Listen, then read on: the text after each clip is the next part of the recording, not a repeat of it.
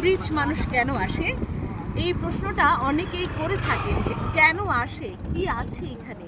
এখানে বেশি কিছু নেই, একটাই ব্রিজ আছে এবং সেই সাথে আছে একটি বিকেলের সুন্দর একটি মুহূর্ত। আপনাদেরকে আমি দেখাতে চাই কেন আমরা মূলত আসামবস্তি ব্রিজে আসি।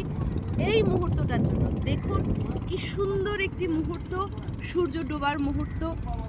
বিকেলের পরন্ত বিকেলে যখন সূর্যটা অস্ত যায় পাহাড়ের ঢালে, দেখতে কিন্তু অসাধারণ লাগে। আপনারা বুঝতেই পারছেন কতটা সুন্দর একটি মুহূর্ত আমরা উপভোগ করছি এই মুহূর্তে। এটি হচ্ছে রাঙামাটির কাপ্তাই লেকের একটি অংশ। পানি অনেকটাই শুকিয়ে গেছে, মোটামুটি এখানে যতটুকু পানি দেখতে পাচ্ছেন এগুলো আরও শুকিয়ে যাবে, একেবারে বড় মাঠ হয়ে যাবে। কিন্তু যখন পানিতে টইটুম্বুর করে ঠিক এই প্রতিবিম্বটা আমরা প্রতি বিকেলে দেখতে পাই। প্রতিদিন বিকেলে এত সুন্দর মুহূর্ত উপভোগ করার জন্য আপনারা আসামবস্তি ব্রিজে আসবেন। তো সবাইকে ধন্যবাদ।